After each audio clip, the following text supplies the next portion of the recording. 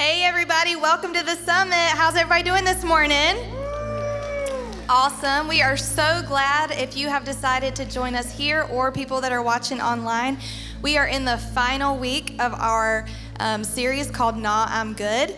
And I know some of you, when it comes to singing, probably want to say, Nah, I'm good, but we're still going to invite you to stand with us and sing about God's love.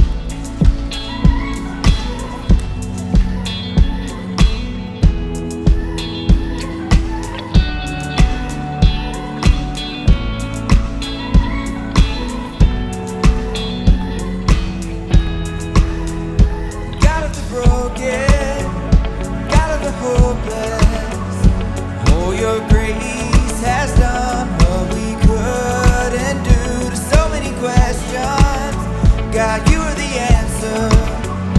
So we put our faith and our trust in you.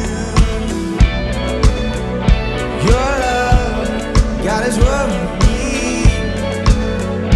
Your love is the missing piece. Your love, God, is what we need. Your love is the missing piece.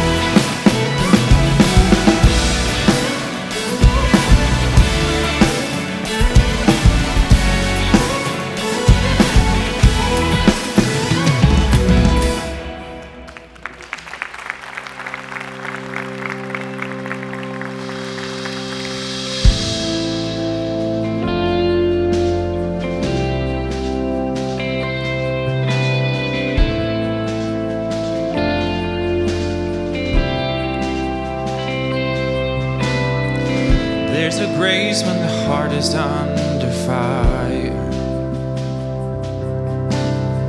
Another way when the walls are closing in. And when I look at the space between where I used to be and this reckoning, I know I will never be alone. There was another in the fight, standing next to me. There was another in the water. should I ever need reminding of how I've been set free, there is a cross that bears the burden where another died for me. There is another in the fire.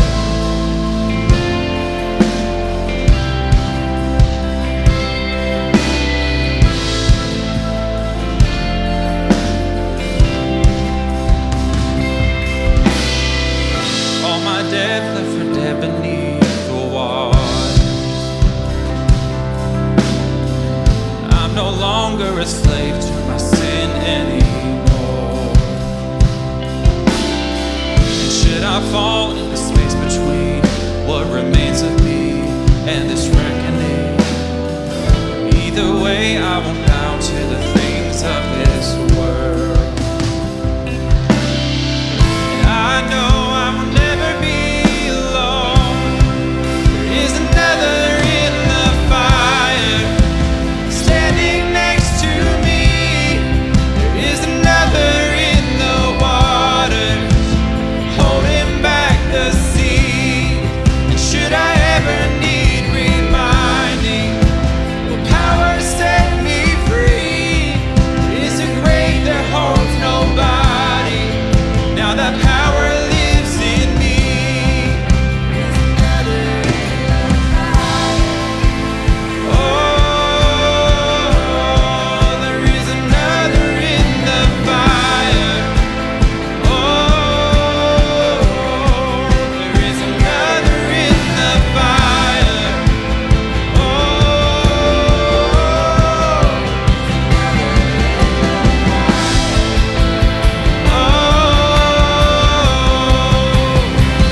I can see the light in the darkness as the darkness bows to Him. I can hear the roar from the heavens as the space between where He stands. I can feel the ground shake beneath us. Nothing stands between us. Nothing stands between us.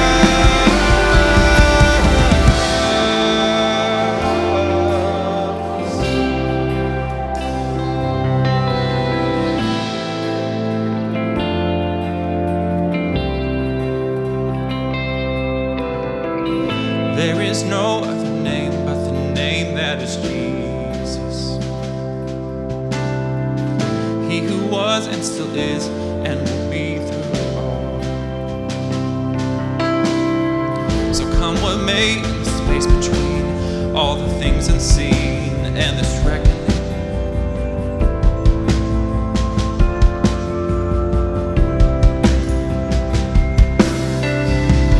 I know I will never be alone.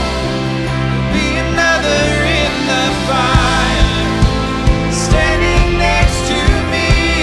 There'll be another in the water holding back the seas.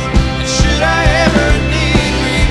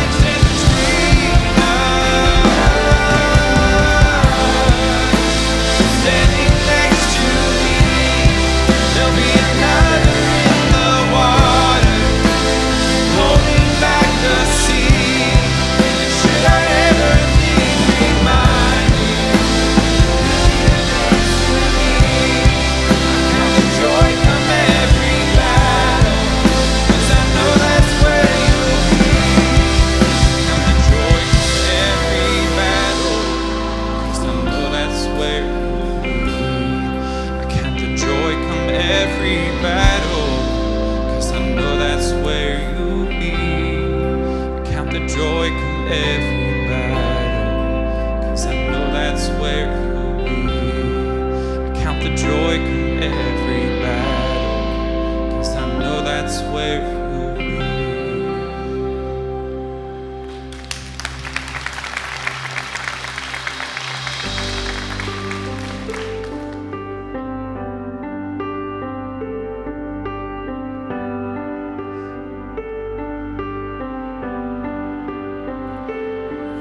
The chasm that lay between us, how high the mountain I could not climb.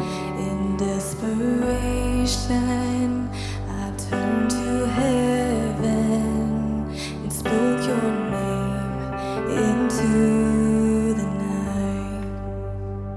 Then through the darkness, your loving kindness tore through the shadows of my soul. The work is finished, the end is written. Jesus Christ, my living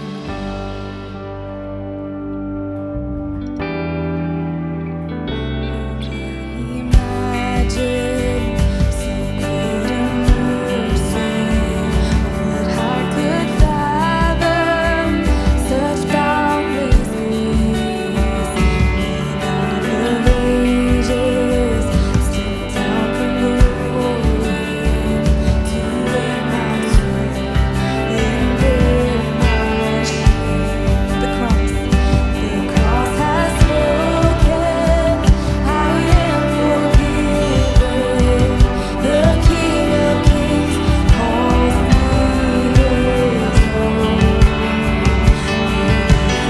own. I'm yours forever. Jesus Christ, my living oh, hallelujah.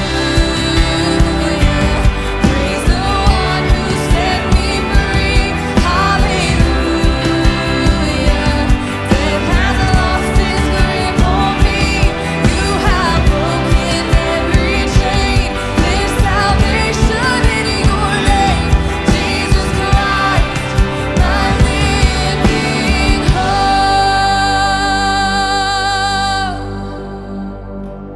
Then came the morning that sealed the promise. Your buried body began to breathe. And out of the silence, the roaring lion declared the grave has no claim on me. Come on, sing this out with me.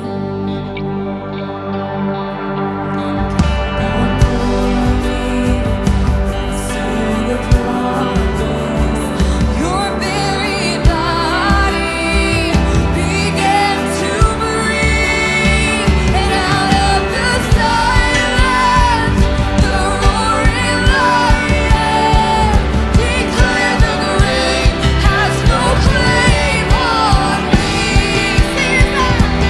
Jesus, yours is the victory.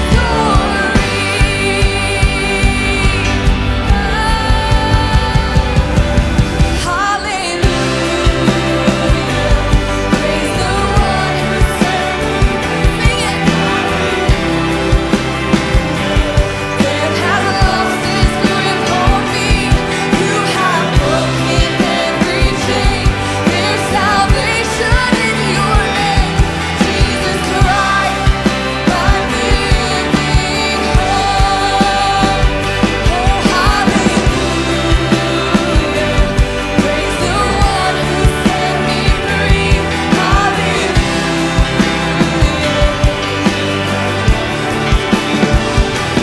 You have broken every chain.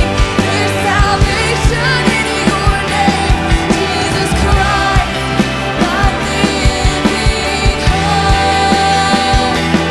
Jesus Christ, my living hope.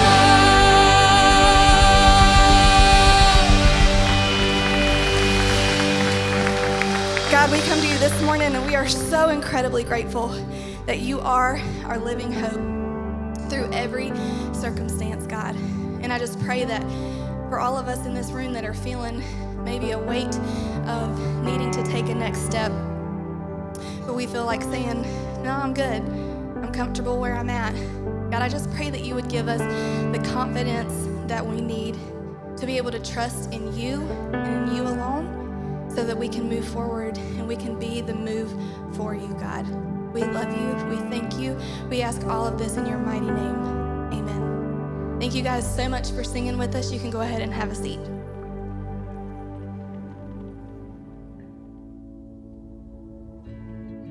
Our family started attending the summit about 3 years ago.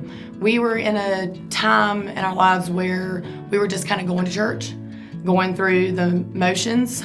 We'd been attending a church in town for 15 years. Our kids were baptized there and we were very involved there, but we started feeling like we were just going.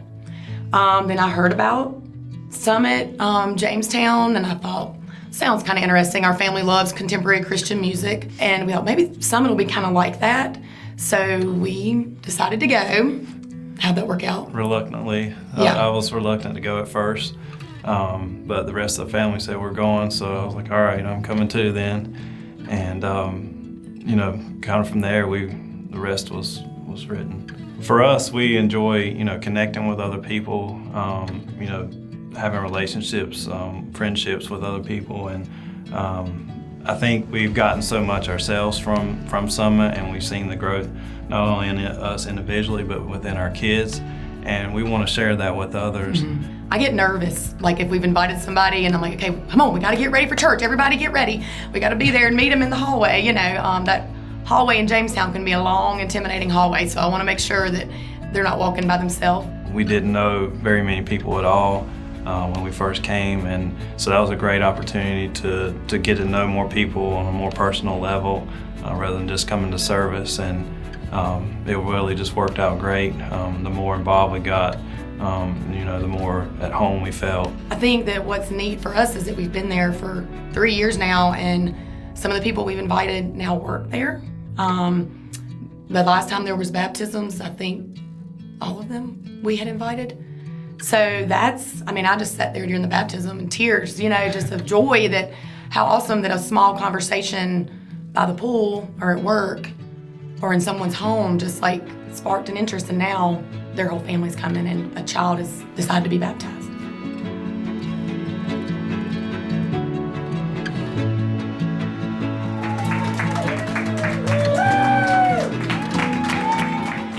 It's always easier to step into a new location anywhere in life when somebody asks you to, but especially in the church setting. It means a lot when you know that somebody's on the other side of that door waiting to just say, come sit with me. It's easier when you know your kids have got somebody there, you've got somebody there, and then, I've met a ton of other people that I didn't know before I stepped foot inside that door, but just knowing that we knew one person on the other side made it a lot easier.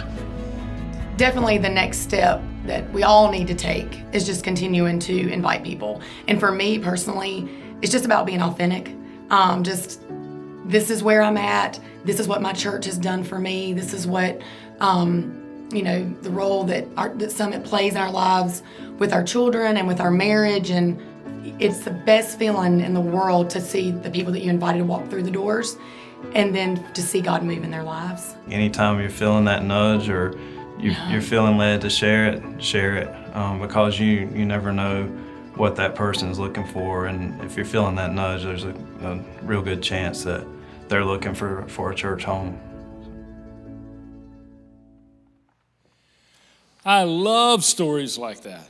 Phenomenal. And I know there's lots of stories like that, probably all over our church, but it's just great to hear it again.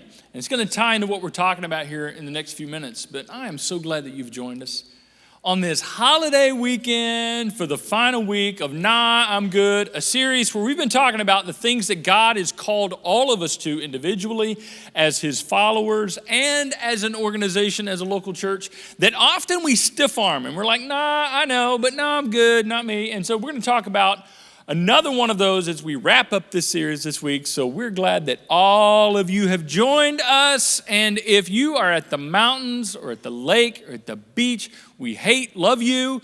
And we're glad you're joining us from there. Back in the old days, when the summit first got started, we would do this thing where we gathered groups of people together to kind of cast vision for who we are as a church and what it's all about, and to give us an opportunity to speak to them and them to ask questions and that kind of stuff. It's kind of something we would do because we were growing so quickly, so fast, and it was just a way for us to kind of keep up. And in those environments, I would often ask this question of people. I would ask them how they found out about the summit. And I would ask for, a show of hands kind of thing. And never fails. Every time I got to the point where I said, how many of you are here at the summit because somebody invited you, because somebody told you about it? 75%, give or take just a little bit, it's about 75% of people would raise their hands. And still to this day, when I'm talking to a group of people and I ask that question, how'd you find out about the summit? About 75% of people would say, yeah, that's me. Somebody who I have a friend that attends and they invited me. Or you know what? I have a neighbor that doesn't even go to church, much less the summit. They just said, you know what? I've heard messed up people like you should go to the summit. So I'm here. And so we're 75%. That's phenomenal. And here's the deal. Even if you're not in the 75%, the truth is there's somebody in your life that God has used to get you to where you are. So I want to make a statement right up front that I believe is true for every single one of us, and it's followed by a question. It's a convicting question, but let's wrestle with this. The truth is we're all here because of them. Whether you were invited, you're one of the 75% that was invited by somebody else, or there's somebody in your life that God has used to instrumentally get you to this place where you are in your life spiritually. We are all here because of a them. And I don't know who your them is, but everybody has a them. We're all here because of them. The question is, who will be here because of you? Who's going to be here because of you? And I know that puts you on the spot. I get that. And I understand some of you are here for the very first time today because somebody invited you. This is a great day for you to be introduced to the summit. You're going to kind of get a peek behind the curtain on, what motivates us to do what we do and what God has called us to. We're so glad you're here. And maybe you're some of the 75% who, whose life has been changed by God through what you've experienced here at the summit. And we're so glad. But whatever the situation is, we're all here because of them. Who will be here because of you? And it's easy to hear that and go, yeah, you're right. I shoulda, woulda, I wish I coulda, all that kind of stuff. But nah, I don't think that fits into my life right now. I'm good. I really am good. Here's what you need to know. That inviting others, if you're a follower of Jesus, inviting others to join you in your journey with Jesus is just a natural part of what it means to follow Jesus. There's nothing weird about it. There's nothing odd about it. There's nothing, I'm not sure if I should do that. I'm not sure if that's for me. I'm not sure if that's going to work. No. If you're a follower of Jesus, then it's just natural as a follower of Jesus to invite others to journey with you as you follow Jesus and share his love. In other words, this word of mouth thing has been the primary way that the message of Jesus is spread. This word of mouth mode is kind of the primary mode where people have heard about Jesus and what God is doing in the world. Somebody tells somebody who tells somebody who tells somebody who told somebody who tells somebody, and because they heard it from them, they've experienced it. Now they're telling somebody who will eventually tell somebody, and on and on and on it goes. And somebody somewhere told you, and now you're here. It's how it all got started. And it's actually still the best way. You can begin to pick this up when Jesus, in his final words to his followers, right before he left earth and went back to heaven, he said this. And we saw this before at the beginning of the series, but I want to highlight a different part of it. He said to his followers, you will be my witnesses, which means you're going to be telling people about me everywhere. And he told them to start locally, right where they were in their own backyard in Jerusalem. And then you can spread out a little bit further and go to Judea and then Samaria and to the ends of the earth. But you're my witnesses, which means you're going to be telling people about me everywhere. Now, I know you might be thinking, well, that's not me, that was them. No. He was talking to his followers. So I believe if you and I would have been living in the first century as followers of Jesus, there's a strong chance we would have been there in the audience that day when Jesus looked to everybody who followed him and said, you will be my witnesses. So he is telling me, he is telling you, he is telling us the Summit Church, you will be my witnesses. That's still the plan, which means you're telling people about me everywhere. The mission of Jesus is best spread word of mouth. Someone who tells somebody, who tells somebody, who tells somebody, who tells somebody.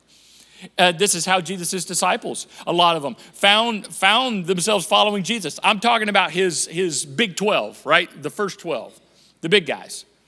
Yeah. Andrew told Peter. That's how Peter found out who Jesus was, that Jesus was around. Is that Andrew came to Peter and says, hey, Peter, I think we found the Messiah. There's this guy named Jesus. And Peter, I don't know. No, you got to come see this guy. You got to come see this guy because I think he's the one. And sure enough, Peter found Jesus, just like Andrew said, and followed Jesus, and Andrew brought him. Philip, another one of Jesus' disciples, brought Nathanael, another one of Jesus' disciples. He comes to Nathanael and says, Nathanael, man, I think we found the Messiah. I think this is the guy. I know that's hard to believe. In our time, yes, they've been telling us about him for centuries. I mean, our ancestors have been telling us, so one day he's coming. I think he's here. In our lifetime, believe it or not, and Nathanael being a realist, which, I'm kind of a realist. Realist is just a nice word for pessimist. Nathanael's going, okay, well, tell me a little bit more. He's like, well, he's from Nazareth. Nathanael's like, well, wait a second. I've been to Nazareth.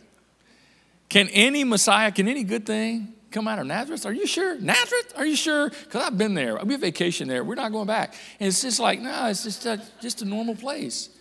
Yeah, sure enough. Somebody told somebody. Andrew told Peter. Philip told Nathanael. And on and on and on and on it goes. So it's always kind of been the way it works. A beautiful picture of this is Jesus' conversation with a woman in Samaria. And John records this in John chapter 4. It's a fascinating story. I'm just going to hit the highlights. Jesus goes to Samaria, which is odd for a Jewish person to do because Jewish people didn't go to Samaria. Samaritans avoided Jews. Jews avoided Samaritans. There's a lot of bad blood there. And so too big of a story. Just suffice it to say, it was odd that he was in Samaria. And even odder that he was talking to a woman. Women were devalued in the first century and seen as less than in the first century, which, by the way, Jesus did more than any other leader in the world's history to elevate the status of women to that of men. Everybody's on the same playing field. There is no hierarchy of worth and value. A lot of people don't know that about Jesus, but it's true. So Jesus is in Samaria talking to a woman. And so his disciples saw him going, oh, he's going to get in trouble. And we're going to get in trouble. Fantastic conversation.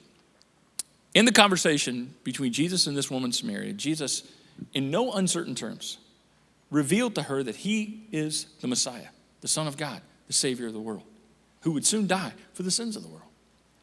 Well, she was blown away because she was dealing with some things personally in her life, and Jesus kind of said, I know what you're going through. I know what's up with you and all that. And she was like, oh, I feel so exposed. I feel he can see right through to my heart. He knows me. And she flips out with excitement and goes all throughout the village saying, you got to come see this man. You got to come see this man. You got to come meet this guy named Jesus.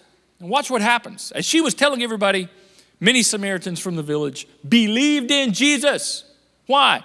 Because the woman said. Because the woman said. Because she opened her mouth and said, you got to come check this out. You got to experience what I've just experienced. You got to meet who I just met. And watch what happened. As a result, then they said to the woman, now we believe. You told us, we came, now we believe. Our lives have been changed. Our lives have been transformed, not just because you told us, but because we've heard him ourselves. And this wasn't some super Christian woman. This lady had issues. She had a lot to process, and she was still in process. Yet, she just simply shared her experiences. And she told somebody. And God used them and used her to change their life. It's still, this word of mouth, someone telling someone is still the most effective way. It's just like when you go to a restaurant. It's just like when you go to a restaurant that you're so excited about. You know, the kind that you take pictures with your phone, look at this. Yes, it's a burger. No, but you don't get it. But I can't taste the burger by looking at the picture. It looks like every other burger. But you're like so excited about it and you're, texting your friends, you got to come eat here. Or a vacation. You got to go vacation here. If you're ever in this area, you got to do this. You got to come here. You got to do this and you got to eat this burger. And so it's just word of mouth, word of mouth, word of mouth when you're excited about something. So it's only natural for someone who follows Jesus to do that very same thing as you follow Jesus, inviting others to follow him with you. There's all kinds of ways to do this. You can use technology, social media, or good old-fashioned face-to-face. And they trust you. They'll take your word for it. As you just say, you ought to experience what I've experienced. Now, there's many reasons why we don't do this.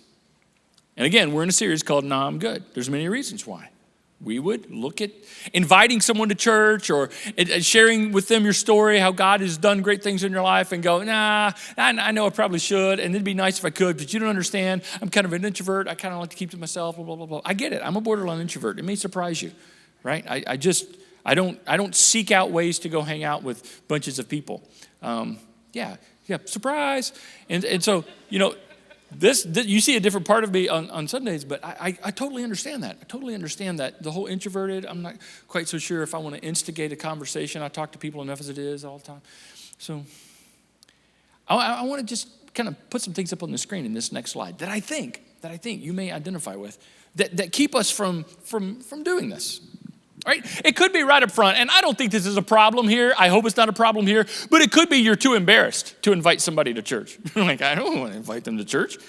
I don't want them to see where I go to church. I don't want them to experience what I experience because it's bad. Right? I grew up in a church like that. I didn't want to invite my friends to church. And nothing against those people. It's just that I think it would freak them out. I think it would have turned them off to God. I think it would have turned them away from Jesus, not to Jesus, because the churches I grew up in were not there for anybody from the outside. It was all geared for insiders. Everything was insider focused. The lingo, the songs, the music, everything was geared for the people that were there to like it, and they liked it because it was there, and it was there because they liked it.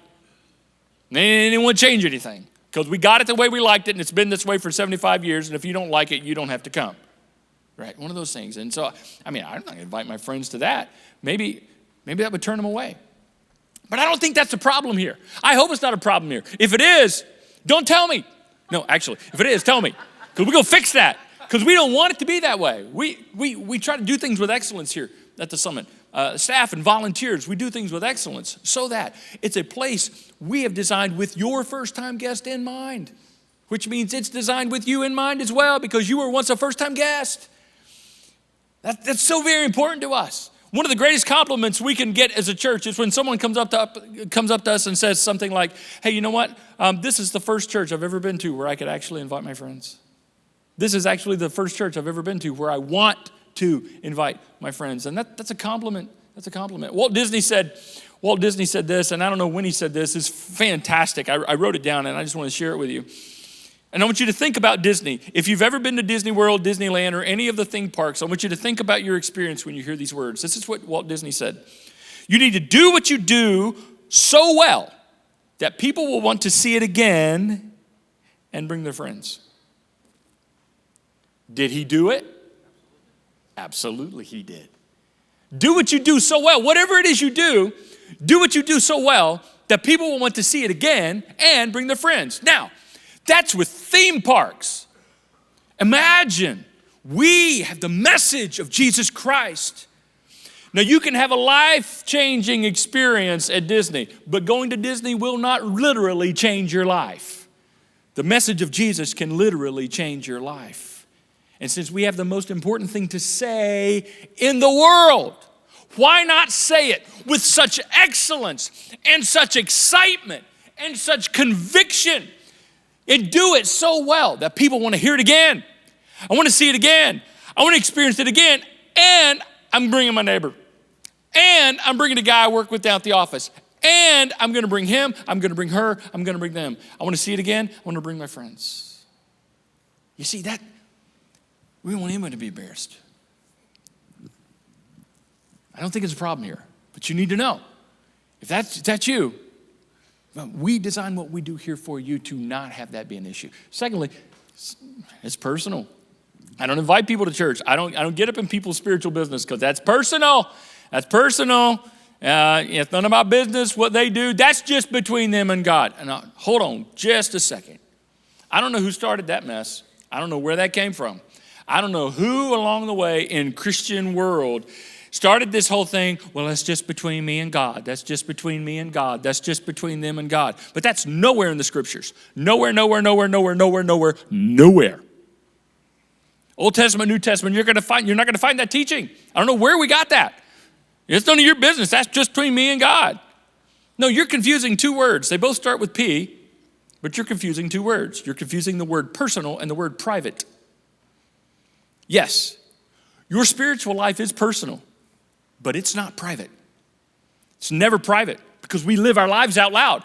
And Jesus said our lives are a reflection of our hearts. So what's in here that's private eventually is going to come out anyway.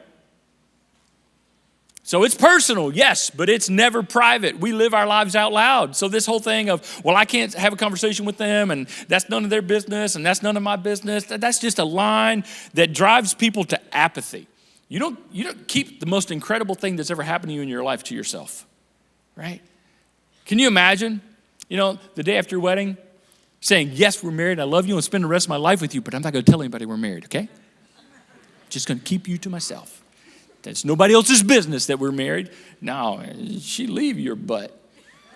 I'm just telling you right there, that ain't happening, right? I mean, okay, we're excited about something. We live our lives out loud. So then none of this, it's personal. No, it's personal, but it's not private. Maybe people will see you differently, and that concerns you. If I invite people to church, if I tell them about my relationship with God, if I invite them to experience this, they're going to see me differently, right? Because like right now, I kind of keep this all on the down low.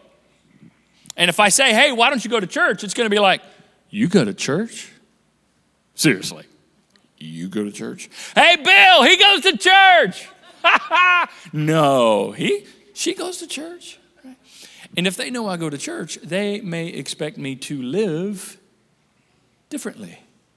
Oh, and what would be so wrong with that? Yeah, they may see you differently. I get it. But see, that's kind of part of what it's all about. We live our lives out loud anyway. Or maybe it's just because you forget. You're so busy, you forget. You love church, you love following Jesus and all that, but you're so busy doing it. You're so busy going through the motions of it. You're so busy and you've got your schedule and all that, and you give and you serve and you're in a group and all this kind of stuff. And so you're busy with it, but you forget a basic tenet of it is welcoming others to join you in it. It's very natural. It's only natural for a follower of Jesus to invite others to follow Jesus with them. It's a natural part of what it means. And we're going to give you some tools to address that in just a few minutes. But like we have in all of the weeks of this series, we've actually unpacked this a little bit. So what if you say, no, I'm good? What if because you're embarrassed or it's personal or they'll see you differently or you forget? What if you just don't? What if you don't?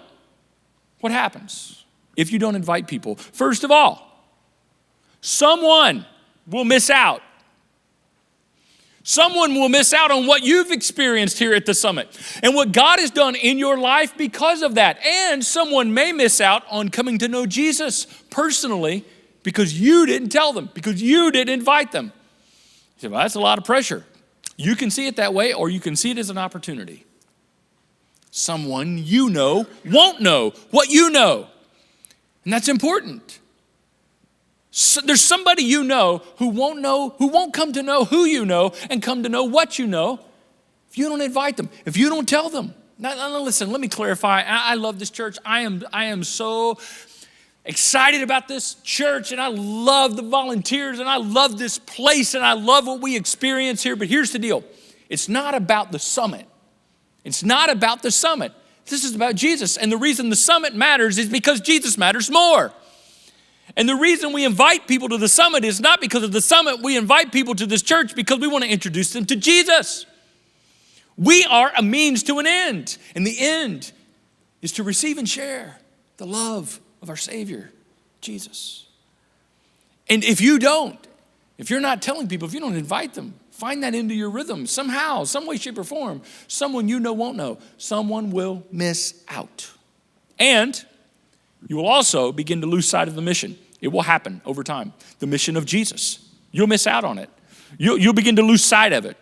It'll become to get blurry. It'll become to get covered up. And you'll begin to turn in. Remember I described when I was growing up, I was in churches that were basically all about the people that were there. We turned in. It was just all about us and what we liked and what we want and how we liked it and how we wanted it and all that kind of stuff. That inevitably will happen in every church if we lose sight of the mission. And one of the ways to keep you from losing sight of the mission is to keep inviting, keep sharing, keep inviting to other people. Because if you don't, eventually you're going to turn in. You remember when you were new to the summit? Do you remember what the first visit was or those first few visits, just kind of checking it out? Do you remember that? You remember what it was like? How weird it was, Wow, this is weird. And how odd it was that you had a good time and you laughed and you enjoyed it and you kind of felt guilty. I'm not supposed to have fun at church. I had fun at church. What's wrong? Is this legal? Does God know about this? Is this okay? Right? Is it supposed to be this way? I thought it was supposed to be serious and just stand up, sit down, stand up, sit down, stand up, sit down, and leave and go, what was that? No. Yeah. Do you remember that? You remember you're so excited, you actually invited people. You would say, hey, you got to come experience this with me. I don't know, it's just interesting, it's different, and I liked it, it's exciting, and I'm learning, and I can understand what they say, and it's engaging, and it pulls me in, and I want to be a part of it, and I don't know why. But you got to come experience this with me. You remember that? It was just kind of natural to tell your friends and neighbors. And now you've been here for a while. And as human nature, anything over time, if you don't keep reminding yourself what it's all about, bless you. If you don't remind yourself what it's about, it'll just kind of become normal. And it loses its pizzazz, right? Same thing happens in a marriage if you don't keep it fresh. Happens in a family if you don't remind yourself that you're there to love each other. It happens in a job. It can happen to any of the important things in life. Here's the deal. The mission of the summit hasn't changed. We have. We're still outside focused. We're still go and share and love and give and serve. We're still outside focused. And I'll be honest with you. Listen very carefully. And I don't want to offend you. I don't want to upset anybody. I'm not here to, I just don't. I'm trying to be really nice, but I want to be really honest with you. I care about every single one of you to the best of my ability to be able to care, especially to those of you I haven't met yet. And I wish I could meet all of you. And I'm so glad you're here. And I pray for you, some of you by name, the ones I know, and others of you just in general. But there is a group of people that has my attention just a little bit more than you do, that has my preoccupation just a little bit more than you do, that I find my heart breaking for just a little bit more than just for you guys. And it's your friends and neighbors and family that are not here, who've never heard, who don't know, who haven't received the love of Jesus, who don't know what it means to share the love of Jesus, because who's speaking for them if we don't? Right? And I think if you're honest, you would agree with me and say, yeah, me too. Yeah, you begin to lose sight of the mission if you're not inviting. Oh, there's one more part of this I just want to make sure I mention before we move on. This is interesting. When you're inviting people on a regular basis and they show up with you, you see church differently. You see the mission and what's most important. You become suddenly aware of things that you were not aware of before you brought your guest as a first-time guest bringer. You're seeing, okay, you got your guest with you. Now you suddenly care about things that really matter that you weren't that concerned about before they showed up. Now you're trying to figure out, what door do I take them through? I want to find the happiest greeter. Who's the happiest greeter? They're not smiling. I'm not going there. They're smiling. Come on, take them over here. This is what's going on in your mind. I want them to have a great experience. I want them to be welcomed. You suddenly hope, man, I hope the music's good. I hope everything's going, I hope it's engaging. I hope Jonathan doesn't get up there and screw up. I hope he brings his A game. I've had people come up to me and tell me that. Now listen, I got my guest here, man. Don't mess this up. Great. I love that. Bring it. Right? That's why you begin to see things differently. It'll change the way you see what matters most. And one more thing. If you don't invite others, here's the deal. You're going to miss out. We will miss out individually. You and I will miss out on some amazing things. Some of the things we heard about and saw in the video right before I came out on stage. The blessings and the joy of being involved in helping people take their next steps to receive and share the love of Jesus. Now, I can't change people's lives, and you can't change people's lives. It's not about me, it's not about you, but here's the deal. It's cool to see when God uses you and me to transform other people's lives, when he uses us and lets us be a part of the process, lets us be a part of the journey. We just have a small part. He's the one that does all the work of changing people, but we can help point them in the right direction. It's like I've heard it said before that we can't make people fall in love with Jesus. We can just set up the date, right? We can just say, hey, you, and you guys all spend some time together. And sure enough, God does amazing things that you and I will miss out on when and if we don't. Share that with other people. You want to grow spiritually? You want to go to the next level spiritually? Start sharing with other people. You'll be surprised what happens, okay? Here's the deal. Let me give you some really practical ways that you can do this. If you're like, yeah, I'm ready. Here's some ideas. You might want to take a picture of it just so that you can have it to refer back to. There's always the simple invite. Hey, would you come to church with me? Hey, would you join me in this experience? The simple invite, right? Whether you use technology or not, face-to-face. Maybe you'll use social media, Twitter, Instagram, Facebook. Tell people, hey, this has changed my life. This has been so helpful to me, or I'm excited about this. I think it would help you too. Hey, won't you come with me? DM somebody, direct message somebody. Look at our events or series, special event we're having, or a series we're getting ready to start, like the one we're going to start next week, which I'll tell you about in a moment. That's always, maybe that is an event or a series specifically is going to address something in somebody's life that you care about. You're like, man, I know you're going through this. We're going to talk about that. You ought to come with me. Maybe that'll help. Our children and student ministries, you're not the only one who wants your kids to have great character and integrity and to discover God's great purpose for their lives. You're not the only ones. You have friends who may not care about church themselves, but they care about it for their kids. You'd be surprised how many times I hear people meet people for the first time, young families, young couples, and the reason they're here at church for the first time is just like, yeah, we've got a baby now, and so we suddenly care more about this. That's great. There's nothing like the responsibility of parenthood to help you focus in on the things that really, really matter in life, because you're now caring for someone else, and we want to get our kids to experience these kinds of things because we know it's so important. And so children's ministry, student ministry, hey, listen, you're not the only ones who are worried about your teenagers. You're not the only ones that are struggling through this adolescence thing. And invite your friends that have teenagers. And teenagers, invite your friends. I mean, listen, you're not the only one. And so maybe our children's student ministries is a great way to do that. Our online church services. Let me finish with that. That's just huge. Our online church services are a great tool. It's a tool. And use it. And some of you are experiencing that right now. I mean, that's amazing that we have technology in this world that allows us to be able to do this, and you can listen and watch from online. But here's the cool thing.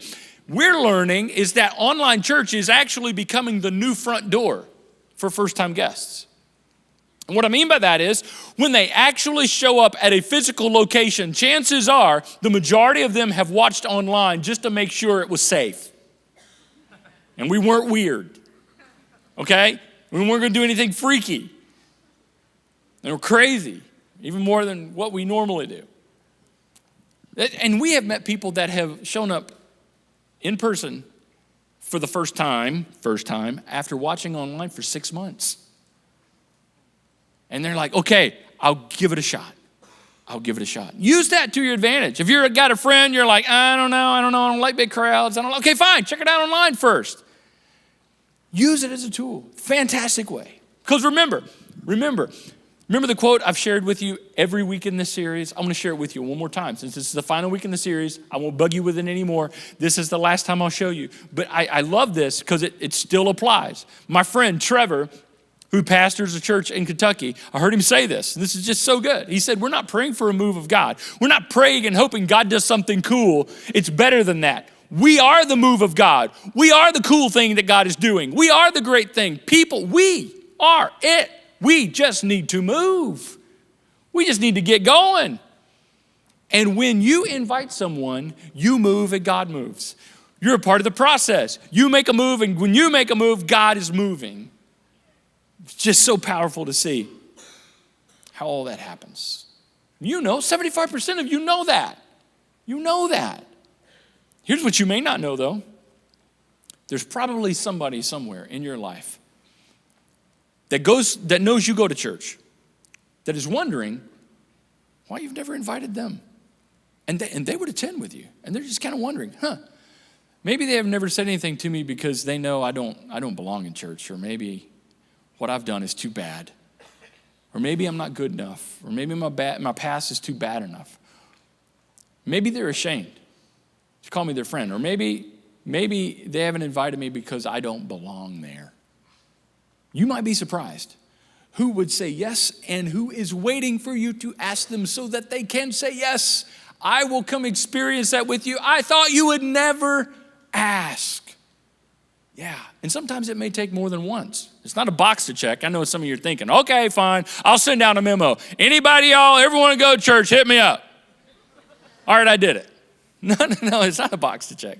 This is a way of life, right? And pay attention. Pay attention to what goes on in people's lives and the moments that present themselves for you to naturally just invite somebody in a moment where they may need. Because truth is, the 75% of you that were invited by somebody else, you were probably invited at a pivotal time in your life. I hear it all the time. I can remember when I was going through my divorce and somebody invited me to church. And my heart was broken, and I was empty, and I was lonely, and they fill in the blank of the life-changing experience. I remember when I got that cancer diagnosis, I didn't know what I was going to do. My friend invited me to church because they thought it might help, and the rest is history. I remember when I lost my job. I remember when we couldn't pay our bills. I remember when I was going through depression and anxiety, and I was just questioning whether or not I wanted to live anymore. And somebody invited me to church, and I was like, well, might as well give it a try. What can I lose? And my life has never been the same. Chances are it was at a pivotal moment in your life when someone introduced you to what you now experience and enjoy. So pay attention to what's going on in the lives of those you care about and those who care about you. Because the truth is, we're all here because of them. Every single one of us. The question is that I want you to wrestle with is, who will be here because of you? Who will be here because of us? Now I want to ask you to do something. We're going to pray together, but I'm not going to pray for you that, boy, you need to invite people. We're going to pray differently. We're going to pray for some people together. I'm going to invite you to pray with me for some people. I want you to think in your mind and get a mental picture of a person. You may have many, you probably have more than one, but just choose one. A picture of someone that you are pretty sure doesn't go to church, or you're pretty sure they're, would be far from God, or they're not quite sure, or they don't care, or they're disinterested, or they never give it the time of day. But the picture of someone that you could see yourself inviting, I want you to get a picture of that person in your mind, and I want us to pray for them. Now, I don't know who you're thinking about, but you do, so you're going to have to pray for them. And I get a picture in my mind of someone. And it may be more than one, but at least one. And I want us to pray together for them. And that God would open up an opportunity where their minds and hearts would be open to the idea, and where we would take advantage of the opportunity. It's not because of a pressure thing. It's not a guilt thing. It's an opportunity thing. Let's pray together for them, because it's only natural. It's only natural for followers of Jesus to invite other people to follow Jesus with them. Let's pray. Dear God, we have so much invested into our stories, much more than we could ever imagine. And we are all here because someone had great influence in our lives and invited us and shared with us and encouraged us and brought us along. We are here because of them. And in our minds right now, we're thinking of someone else. We see their picture. Maybe it's an individual or a family. And we ask for you to help us help them. We're asking you to open their minds and their hearts, and may they be receptive to an invitation, an opportunity to come alongside of them and invite them to experience just a taste of what you're doing in our lives. Because it's always been this way. And it's still the most effective way. And I know these people are hurting. I know they're questioning. They may be very antagonistic towards you because of lies that they've believed and things that people have done to them and things that stuff people have told them. We don't know all the baggage they're carrying, but we know you love them as much as you love us. So we ask you to help them and to use us to do it. In Jesus' name, amen. Okay, so I didn't say all of that not to give you an outlet to do something about it.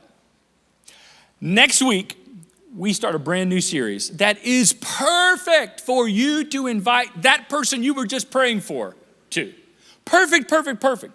It's a series called The Squeeze. Yeah. You said, well, what's that series about? Well, obviously, it's about lemons.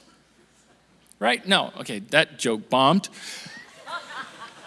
It's a series about problems.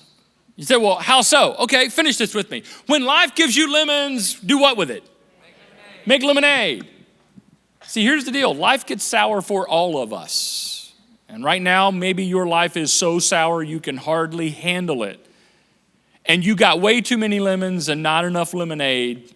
And the process of squeezing the lemons into something great, into lemonade, is wearing you out. You have so many problems right now, or maybe you have a problem and it is absolutely excruciating and you just wish you had some dang lemonade. And all you got is these lemons.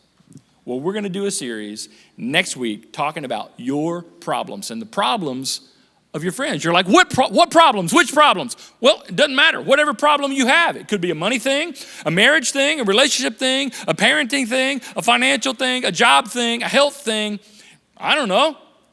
Doesn't matter what your problem is, and doesn't matter what your friend's problem is. Whatever your problem is, we're going to do a series that's going to speak directly to your problems. We can't guarantee you that we can make your problems better, but this series will make you better at facing whatever problem you're facing. I'm telling you, this is a perfect opportunity. So here's what I want you to do. Get your phones out. We'll put this back up there. Take a picture of this. With your phones, yeah, like you have to pick your phones up and point them at the screen thing, okay? Take a picture and post this on one of your social media accounts and tag your friends, whether it be Facebook, Twitter, Instagram. Tag the people that you want to invite this week. Tag the people that you're with. You know how to do that kind of stuff. And if you don't know, you think I'm talking about freeze tag that you played as a kid, just ask your grandchild. They'll tell you how to do this. It's an awesome way to invite somebody. You could do that. And we're going to give you a physical tool as well. On your way out, we're going to give you a stack of these invite cards. These are so nifty. These are so cool to use to actually, when you invite somebody, you can give this to them as a reminder. One of them actually is about the series that we're going to do on problems called The Squeeze. And there's some random ones too that just are just good and can be given at any time. And I am most excited about the card on the back. The card on the back actually gives you nifty to-dos and to-don'ts in giving these out. It kind of shows you what to do and what not to do. Let me read to you my favorite to-don't. Don't tell people, no, I'm sorry, that's not my favorite. Here's my favorite. Don't leave an invite card in the place of a tip. Don't do it. Don't you just say, well, they need Jesus. Here's the deal. If you don't tip, you need Jesus. And if you don't tip, don't you tell anybody you attend this church. You embarrass the fool out of us. You ought to tip more. If you're going to put one of these down, you have better tipped very well. I'm just telling you. Other to-don'ts, don't ask people if they're going to heaven, or don't tell them they're going to hell, right? And there's other nifty to-dos and to-don'ts in that card to help you know how to use this. Our team did a fantastic job putting this together. And oh, by the way, it's a group series. So if you're not in a group, you have an opportunity to text, circle up to 41411 and get in a group. And in that group, you will be able to share about your problems in summary. We don't want to hear it all, right? Just good grief. And then you'll hear about other people's problems, and you may leave your group feeling so much better because their life is so much more messed up than yours. And if that's the case, great.